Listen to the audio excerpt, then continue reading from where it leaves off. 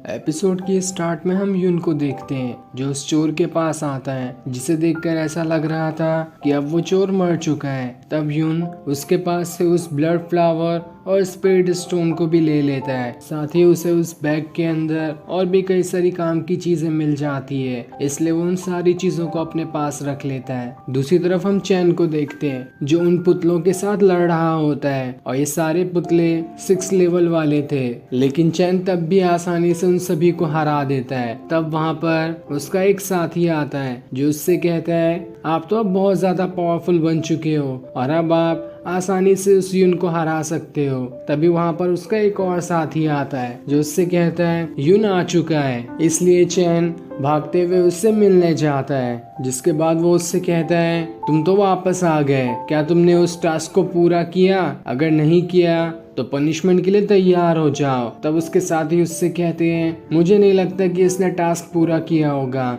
इसे तो अब पनिशमेंट मिलेगी और पनिशमेंट के हिसाब से इसे मरना होगा। पर तब चैन उसे चुप कराते हुए कहता है, अभी क्यों मरने की बात कर रहे हो, मुझे तो पहले इससे अपना हिसाब बराबर करना है। जिसके बाद वो यून से कहता है, मैं अभी तुमसे फाइट करूंगा और अगर तुमने मुझे हरा दिया तो हमारी दुश्मनी आगे से खत्म हो जाएगी, और अगर नहीं तो मैं तुम्हें आज बहुत मारूंगा। लेकिन यून उससे कहता है, हट जाओ मेरे रास्ते से, अभी मेरे पास टाइम नहीं है, मैं मंत्री से मिलने जा रहा हूँ, मुझे उसे बताना है कि मैंने अपने सारे टास्क पूरे कर दिए हैं। जिसके बाद वो वहां से आगे बढ़ने लगता है, लेकिन तब चैन गुस्से में अपनी स्वॉर्ड निकालकर उसके ऊपर अटैक करने की कोशिश करता है, लेकिन यून अपनी टाइगर स्पिरिट की मदद से एक जोरदार पंच उसे मार देता है, जिस वजह से चैन वहां से बहुत दूर जाकर गिरता है। तब उसके साथी उसे संभालते हैं, जिसके बाद यून उससे कहता है, आगे से मुझसे पंगा लेने से पहले 10 बार सोचना। ये देखकर चैन खुद से कहता है, मैंने उन 6 लेवल वाले पुतलों को भी हरा दिया, लेकिन तब भी ये हारा नहीं, आखिर इसके पास कितनी पावर्स है। अब यून उस मंत्री के पास आता है जहाँ सारे डिसाइपल उसे देखकर हैरान होते हैं कि ये वापस कैसे आ गया, क्या इसने वो सारे टास्क पूरे कर लिए? ये गया तो बहुत ही ज्यादा जोश में था। तब यून मंत्री के पास आकर उसे ब्लड फ्लावर और स्पिरिट स्टोन भी दे देता है। ये देखकर वो मंत्री एकदम ही ज्यादा खुश और हैरान हो जाता है कि इसने इन टास्क को पूरा कर लिया, और इस टास्क को पूरा करने के बदले वो उसे स्पिरिट स्टोन भी देता है जो कि लो लेवल वाली होती है। ये सारी चीजें देखकर सारे के सारे डिसाइपल एकदम ही ज्यादा हैरान होते हैं कि आखिर इसने इस स्पिरिट स्टोन वाले टास्क को कैसे पूरा कर दिया। इस टास्क को पूरा करने में तो बड़े से बड़े कल्टीवेटर के पसीने छूट जाते, लेकिन इसने तो आसानी से इसे पूरा कर दिया। पर मुझे ऐसा नहीं लगता कि इसने उस चोर को भी मारा होगा, क्योंकि वो चोर बहुत ज्यादा शातिर और पावरफुल था, वो इसके चंगुल में नहीं आने वाला। तभी पूरे सेट के अंदर एक पावरफुल ऑरा फैल जाता है, जो इतना ज्यादा पावरफुल था कि उसके ऑरा के कनेक्शन में आते ही सारे के सारे डिसाइपल को बहुत ज्यादा तकलीफ होने लगती है और वो खड़े भी नहीं हो पाते।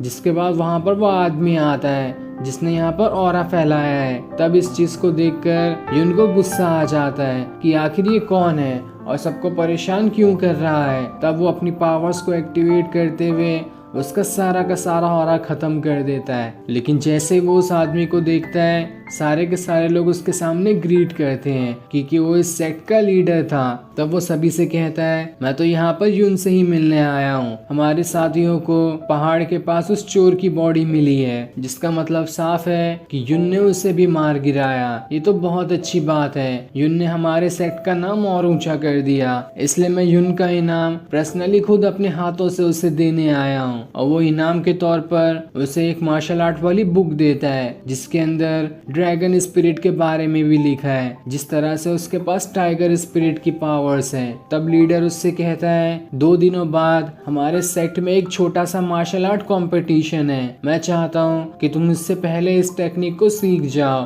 और उस कंपटीशन में अच्छा परफॉर्मेंस करो। जिस पर यून कहता है, आप बेफिक्र रहो, मैं ये करके दिखाऊंगा। अब यून वहाँ से अपने घर पर आ जाता है, लेकिन वो ये देखकर हैरान और उदास हो जाता है क्योंकि उसका पूरा घर जल चुका रहा था। उसे समझ नहीं आता कि आखिर ये किसने किया होगा। तब आसपास के लोग वहाँ से गुजरते हैं जो यून से कहते हैं ये सारा काम चैन का है, उसी ने तुम्हारा घर जला दिया था। तब यून खुद से कहता है इस चैन की इतनी हिम्मत, नहीं छोड़ूंगा उसे, लेकिन अभी मुझे खुद से अपना घर बनाना होगा ताकि मैं कहीं पे रहने का बंदोबस्त कर सकूं। जिसके बाद वो अकेले ही लकड़ियों की मदद से घर बनाने का काम शुरू कर देता है। ये देखकर आसपास के सारे लोग अपने और दोस्तों को बुला लेते हैं और सभी मिलकर यून की मदद करने के लिए आए होते हैं। जहाँ वो सभी यून से कहते हैं हम लोग को चैन ने पहले बहुत परेशान किया था और आपने उसे सबक सिखाया है, इसलिए हम आपकी मदद करना चाहते हैं इस घर को बनाने में। तब यून उन सभी का शुक्रिया करता है और फिर वो सारे लोग मिलकर घर बना देते हैं जो कुछ देर बाद ही तैयार हो जाता है। अब यून